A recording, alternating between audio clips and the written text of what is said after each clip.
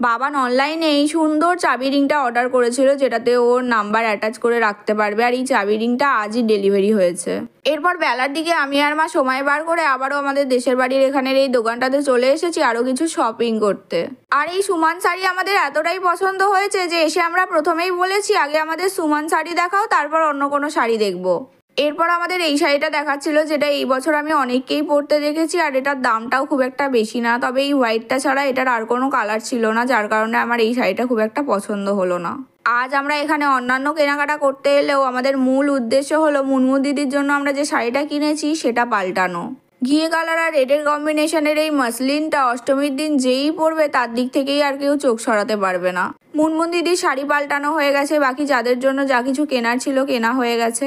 এরপর এই দাদাটাকে পাঞ্জাবি দেখাতে বলায় ঢাকাইয়ের কাজ করা এই লাল রঙের পাঞ্জাবিটা আমাদের দেখালো।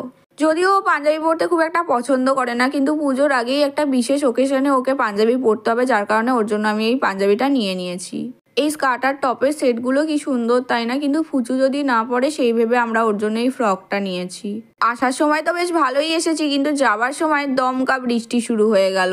যদিও আমাদের কাছে ছাতা আছে, কিন্তু এই একটা ছাতাতে আমরা দুজনেই ভিজে যাচ্ছিলাম, তাই একটা দোকান দেখে দাঁড়িয়ে পড়েছিলাম।